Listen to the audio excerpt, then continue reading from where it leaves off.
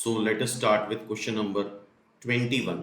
इसके पहले वाले दो पार्ट में हम 20 तक के क्वेश्चंस देख चुके हैं निमसेट 2020 पेपर के।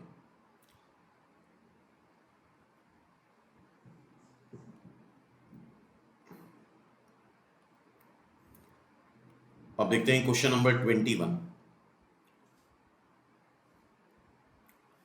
ये लिमिट का क्वेश्चन है, limit x tends to 0। Limit I hope सबने पढ़ी होगी। x स्क्वायर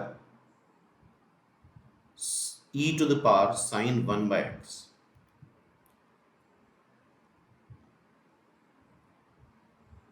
लिमिट में ये चीज देखी होगी, अगर x टेंड्स टू 0 है और 1 बाय x अपेयर हो रहा है तो उस केस में हमें LHL RHL लेना जरूरी होता है। तो पहले हम LHL ले लेते हैं, left hand limit. Left hand limit मतलब limit x tends to 0 minus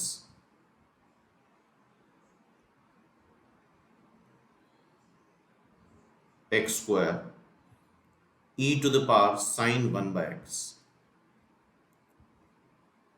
limit में सिंपली करना ये होता है कि सीधे सीधे वैल्यू रख दो, 0 माइनस का स्क्वायर जिसको हम 0 ही बोलते हैं, e to the power sine 1 upon 0 minus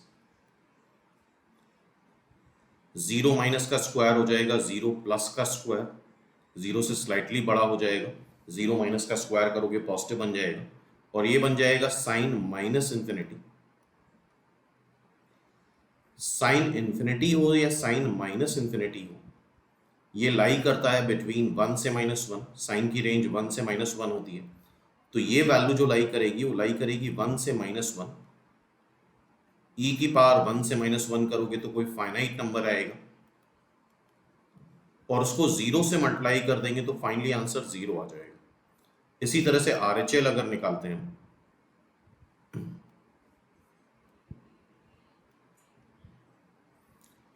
RHL मतलब limit x tends to 0 plus x square e to the power sine 1 by x। यहां पे 0 प्लस कर लो, 0 प्लस का square e to the power sine 1 upon 0 plus. 0 plus का square 0 ही आएगा और e to the power 1 upon 0 plus plus infinity होता है, तो e to the power sine infinity फिर से 1 से -1 के बीच में लाई करेगा और 0 से मल्टीप्लाई होके ये आंसर 0 आ जाएगा। तो LHL RHL दोनों ही 0 आ रहा है, LHL is equal to RHL is equal to 0, तो इसका आंसर आ गया 0। It's answer is 0। Limit exist and answer is 0। It's answer will be D। इसका आंसर क्या हो जाएगा? D, simple. ठीक है, नेक्स्ट क्वेश्चन देखते हैं। और इसके पिछले पार्ट वाले क्वेश्चंस अगर देखने हैं तो डिस्क्रिप्शन में तुम्हें लिंक मिल जाएगा, वहां से तुम 1 to 20 क्वेश्चंस देख सकते हो किस तरह सॉल्व करा गया है।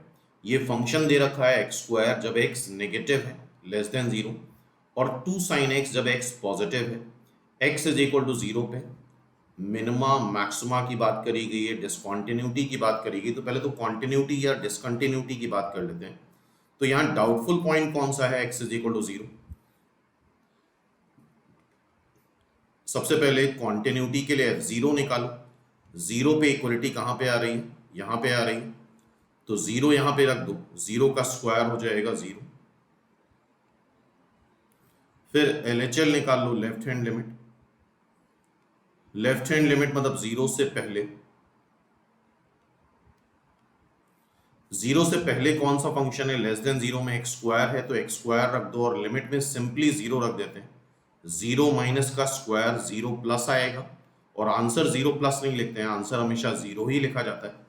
फिर RHL निकाल लेंगे। RHL मतलब limit x tends to 0 plus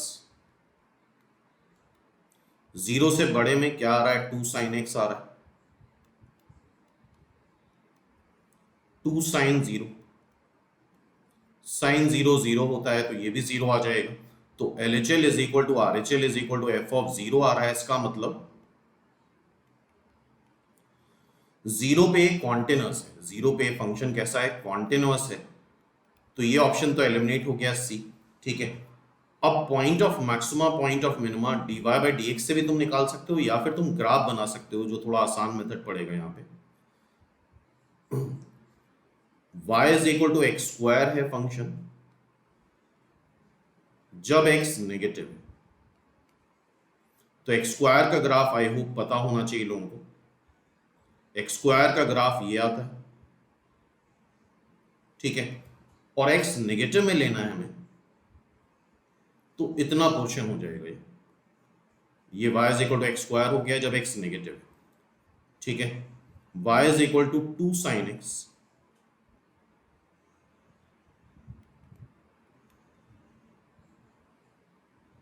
का ग्राफ कुछ इस तरह से बनेगा। इसकी मैक्सिमम वैल्यू 2 हो जाएगी, मिनिमम वैल्यू -2, और ये तब लेना है जब x पॉजिटिव है। 0 पे कॉन्टिन्यूस आ ही रहा है ये, तो x पॉजिटिव है तो ये वाला पार्ट हो जाएगा इतना, ठीक है। अब इसको कंबाइन करके बना लेते हैं।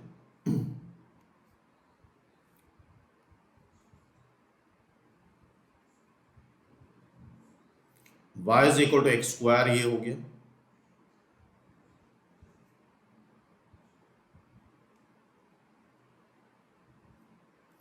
और x पॉजिटिव है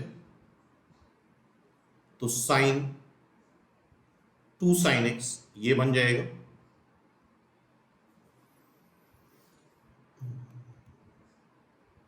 तो आई होप यहां से दिख रहा होगा कि 0 पे इसका मिनिमा आ रहा है। 0 पे क्या आ रहा है? Local minima. 0 पे कॉन्टिन्यूस भी है और 0 पे क्या आ रहा है? Local minima. तो क्या आंसर हो जाएगा? Simply point of minima. It's answer is point of minima. तुमने ग्राफ बना के इसका आंसर निकाल लिया, that is point of minima, simple, ठीक है। नेक्स्ट देखते हैं। नेक्स्ट क्वेश्चन फिर कॉन्टिन्यूटी पे। gx दे रखा है तुम्हें,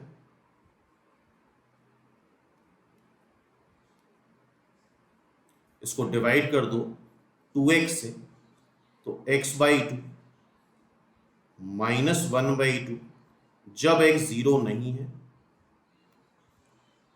जब x 0 है तो इसकी वैल्यू k आएगी, इसका मतलब g0 k है, और LHL RHL 0 नहीं है, इसका मतलब 0 से छोटा है या फिर 0 से बड़ा है। तो फंक्शन यही होगा। तो सिंपली यहां पे लिमिट निकाल लो, लिमिट x टेंड्स टू 0। और आई होप ये एक्सपीरियंस से समझ में आ जाता है कहां पे हमें LHL RHL निकालना चाहिए और कहां नहीं निकालना चाहिए। तो x को 0 रखने पे ये वैल्यू -12 आ रही है, तो लिमिट आ रही है -12, जो कि g0 के इक्वल होना चाहिए। तो k की वैल्यू सिंपली -12 आ जाएगी, जिसके लिए फंक्शन कॉन्टिन्यूअस हो जाएगा। तो इसमें भी आंसर नन ऑफ दीज आ रहा है, क्योंकि -12 ऑप्शन में नहीं दे रखा है। क्लियर है? तो ये भी सिंपल क्वेश्चन था। नेक्स्ट क्वेश्चन पे बढ़ते हैं।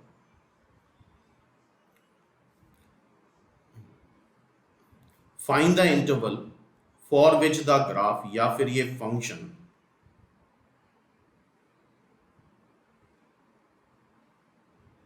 इंक्रीजिंग है। तो dy by D x differentiate कर लेते हैं इसको प्रोडक्ट रूल लगा के। एक्स क्यूब को डिफ्रेंशिएट करो 6x square e to the power x, और e to the power x को डिफ्रेंशिएट करो तो e to the power x ही आएगा। e to the power x constant ले लो, 2 कांस्टेंट आ जाएगा, x स्क्वायर कांस्टेंट आ जाएगा, सॉरी कॉमन आ जाएगा। तो यहां से क्या बनेगा? 3 प्लस x, और ये स्ट्रिक्टली पॉजिटिव होना चाहिए। इंक्रीजिंग के लिए dy बाई डी एक्स क्या होता है? Strictly greater than 0। तो ये एक्सप्रेशन स्ट्रिक्टली ग्रेटर देन 0 होना चाहिए, ठीक है। अच्छा, x को 0 रख दोगे तो ये 0 आ जाएगा, तो x 0 नहीं होना चाहिए, क्योंकि dy by D X strictly positive होना चाहिए। e to the power x I hope पता होगा ऑलवेज पॉजिटिव होता है, x स्क्वायर भी ऑलवेज पॉजिटिव होता है। तो सिंपली ये पॉजिटिव कब आएगा? जब x प्लस 3 पॉजिटिव आएगा।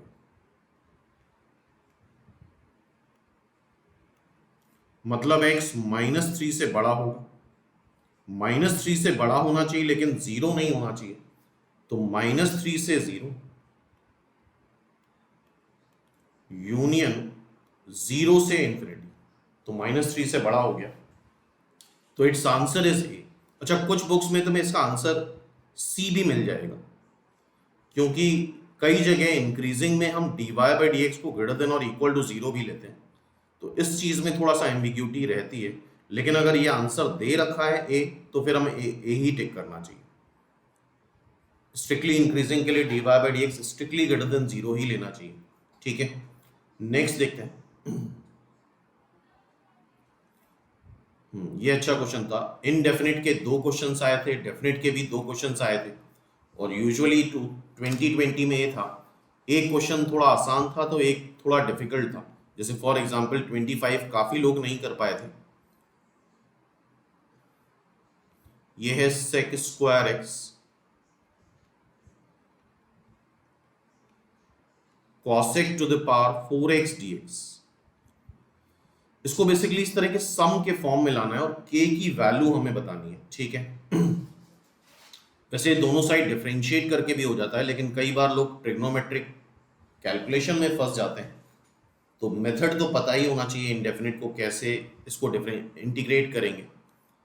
इसको नीचे ले जाओ, सेक को नीचे ले जाएंगे कॉस बनेगा कॉस स्क्वायर एक्स, कॉसेक को नीचे ले जाएंगे साइन की पावर 4x बन जाएगा। अब देखो सम में कैसे आएगा ये, चूंकि यहाँ साइन की पावर 4x भी है, ऊपर 1 है, 1 को तुम इस तरह से लिख सकते हो sign square X plus cos square x, that is 1। ठीक है,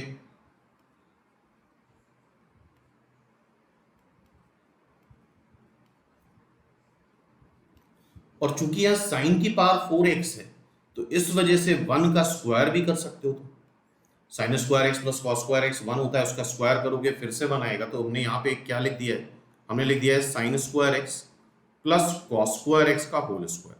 ठीक है, अब इसको ओपन कर लो,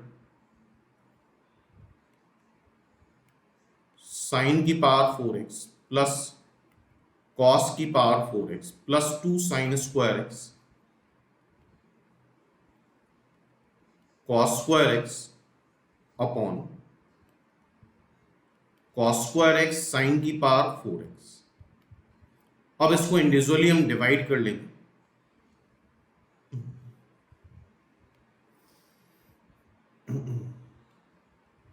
इसको अगर डिवाइड करोगे तो यहां पे आएगा साइन की पावर 4x से सेक स्क्वायर एक्स आएगा, करके देख लो, प्लस इसको जब डिवाइड करेंगे तो ये ऊपर कॉस स्क्वायर एक्स बचेगा, नीचे साइन की पावर 4x बचेगा, cos square X upon sine square x कर लो, कॉट स्क्वायर एक्स हो जाएगा,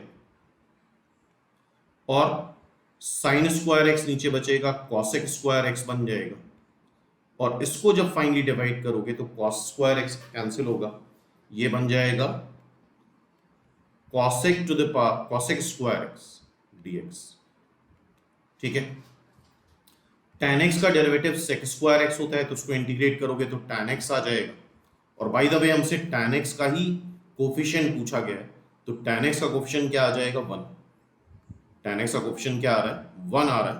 ठीक है, फिर भी फर्दर हम आगे सॉल्व कर लेते हैं इसको, cot square X cosec square X, तो पता है cot x का derivative minus cosec square X होता है, तो जब इसको इंटीग्रेट करोगे तो minus cot cube X by 3 आएगा कॉट एक्स को t लेने पे। ठीक है, तो देखो ऊपर cot minus cot cube X by 3 भी आ रहा है, और cosec square X cot X को डिफरेंशिएट करते हैं तो माइनस कॉसेक स्क्वायर एक्स आता है, तो ये हो जाएगा -2 कॉट एक्स प्लस के, सिंपल। ठीक है, -2 कॉट एक्स प्लस के। तो बाय द वे आंसर तो आ ही गया था, तो ये थोड़ा अच्छा क्वेश्चन था। Sign square X plus cos square X का होल स्क्वायर से ऊपर मल्टीप्लाई करेंगे, मतलब विच इज ऑलरेडी 1, तो मल्टीप्लाई करेंगे तो डिवाइड नहीं करना पड़ेगा, तो इस तरीके से ये क्वेश्चन सॉल्व होता है। ठीक है, नेक्स्ट क्वेश्चन पे आता है। e to the power x दिखते ही यहाँ पे एक फॉर्मूला तुरंत याद आना चाहिए, सबने पढ़ा होगा, e to the power x integration e to the power x fx plus f dash x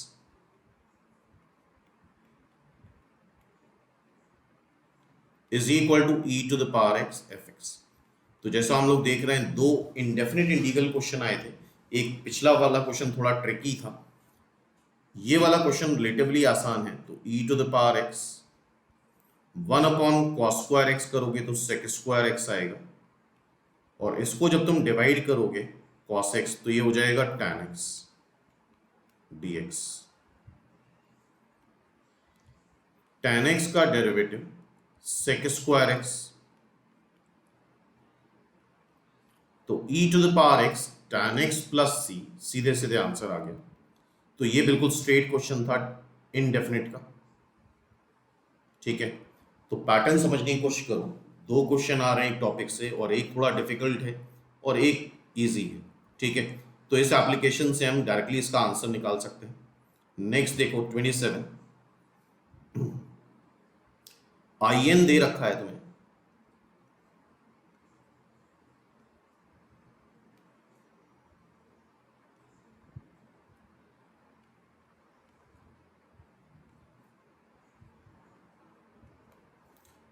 IN और IN-1 के बीच का रिलेशन निकालना है। ये डेफिनेट का हो गया। ये क्वेश्चन थोड़ा सा ट्रिकी था, इस क्वेश्चन को भी थोड़ा कम लोग कर पाए थे 2020 में।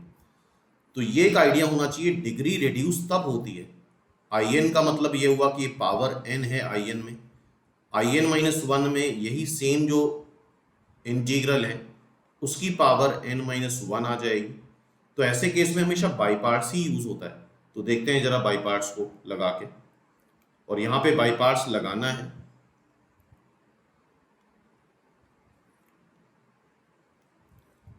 तो हम एक फंक्शन को 1 ले लें। ठीक है, 1 इज इजिली इंटीग्रेबल, तो जो फंक्शन इजिली इंटीग्रेबल होता है इसको सेकंड लिया जाता है, एंड दिस इज फर्स्ट। ठीक है, तो अब करते हैं इसको हम लोग। अब यहां पे बाई पार्ट्स लगा देते हैं। First function as it is लिखा जाता है,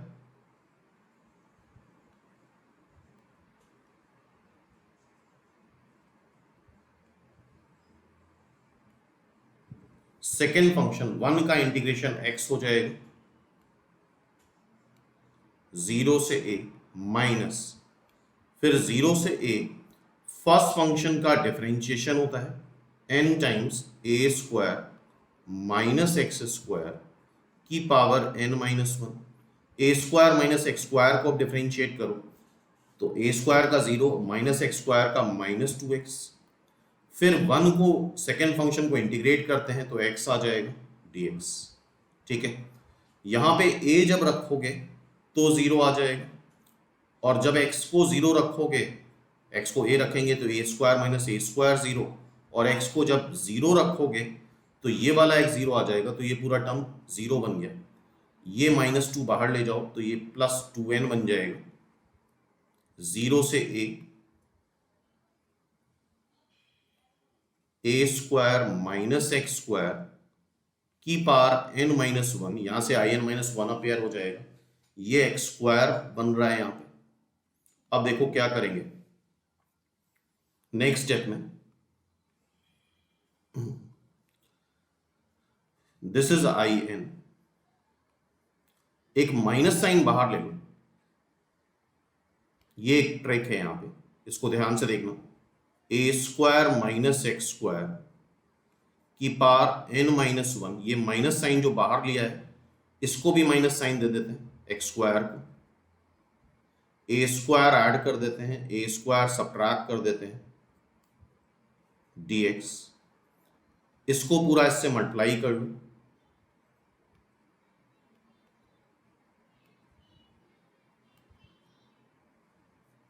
इसको जब इससे मल्टीप्लाई करोगे तो आएगा a square minus X square की पावर n, और माइनस a स्क्वायर से जब मल्टीप्लाई करेंगे तो ट्वाइस n a स्क्वायर 0 से a square minus X square की पावर n-1 dx। ठीक है, तो आई होप अब ये दिख रहा होगा। दिस इज अवर in, 0 से a, यही पुराना in हो गया हमारा। ठीक है, और ये 0 से a square minus X square की पावर n-1, ये in-1 हो गया। अब सॉल्व कर सकते हैं इसको, ये I N minus 2n times I N plus 2n A square I N minus 1, calculation देख लेना एक बार, इसको उधर ले जाओ तो आई एन से कॉमन आ जाएगा 1 प्लस 2n, ये 2n A square I N minus 1। तो आई एन और आई एन माइनस 1 में देखो क्या रिलेशन आ रहा है, 2n A square upon 2n plus 1 I N minus 1, ठीक है।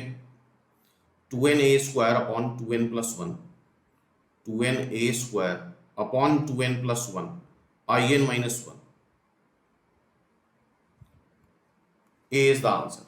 तो ठीक है, आई थिंक ये बात क्लियर हो गई। तो एक अच्छा क्वेश्चन था, ये ट्रिकी था क्वेश्चन डेफिनेट का।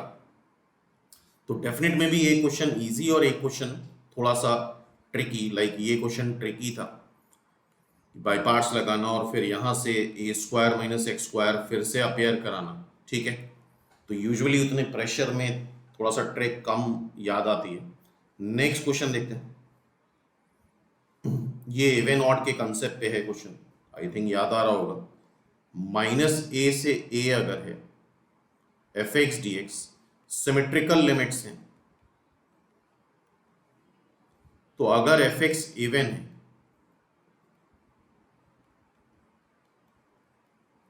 तो ये 2 टाइम्स 0 से A F X D X आ जाएगा, और एफ एक्स अगर ऑड है तो ये 0 हो जाता है। इवन कब होता है, आई होप ये सबको पता है, एफ ऑफ माइनस एक्स जब एफ एक्स होता है तो इवन आता है, और एफ ऑफ माइनस एक्स जब माइनस एफ एक्स होता है तो ऑड आता है, ठीक है। तो इसको सॉल्व करते हैं, इसको स्प्लिट कर लो अलग अलग, -2 से 2, ए बाहर कर लो, x की पावर 5, x की पावर 5 आई होप सबको पता है ऑड आएगा। क्यों ऑड आएगा, बिकॉज x को माइनस एक्स रिप्लेस करोगे तो माइनस साइन बाहर दे देगा। फिर ये b x cube similarly odd आएगा, तो इसका भी -2 से 2 इंटीग्रेशन क्या हो जाएगा, 0। c ये कांस्टेंट फंक्शन है जो कि by the way even function होता है, तो एक्स क्यूब का इंटीग्रेशन 0, ये स्ट्रेट क्वेश्चन था, एक्स की पावर 5 का 0, एक्स क्यूब का 0। अब c टाइम्स dx का इंटीग्रेशन x हो जाएगा, -2 से 2, 2 माइनस ऑफ -2, ये क्या आ जाएगा 4c। तो ये किस पे डिपेंड कर रहा है, सिर्फ c पे डिपेंड कर रहा है। तो जिन लोगों का अच्छी प्रैक्टिस होगी, आई थिंक इस क्वेश्चन को देख के ही बता सकते हो, डिपेंड्स ऑन ओनली c, ठीक है, सिंपल बात है। तो सिंपल क्वेश्चन था ये। नेक्स्ट क्वेश्चन पे आते हैं, ये एरिया बाउंडेड कर्व, इससे भी एक क्वेश्चन जरूर आता है हर साल निमसेट में, और एरिया बाउंडेड में हमें ग्राफ बनाना होता है। ये दो कर्व दे रखे हैं, y is equal to x square -9, तो पहले ग्राफ बनाओ तुम y is equal to x square का,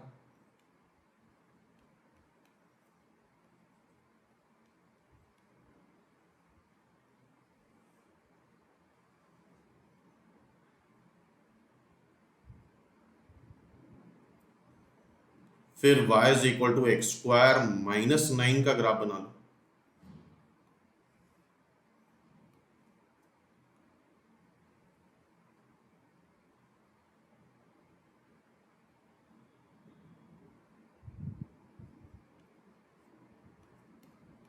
नाइन यूनिट नीचे शिफ्ट कर दो, ये 3,0, ये -3,0, फिर y is equal to 3 - x का ग्राफ बनाओ।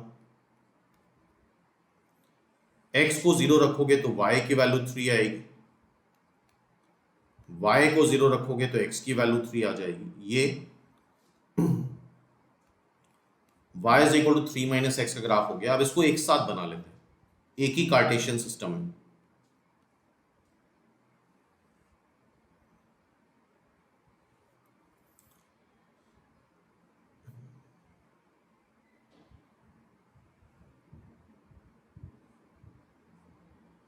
0, -9, ये 3, 0, ये -3, 0,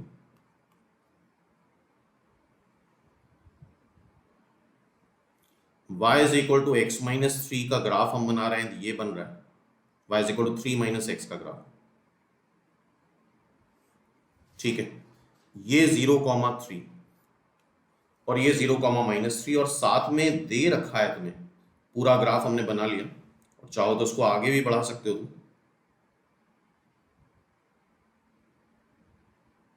ठीक है, यहां पे दे रखा है x -1 से बड़ा और y 0 से बड़ा, ये भी कंडीशन है, x -1 से बड़ा और y 0 से बड़ा।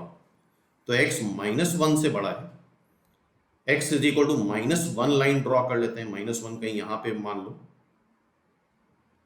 ये लाइन है y is equal to 3 - x।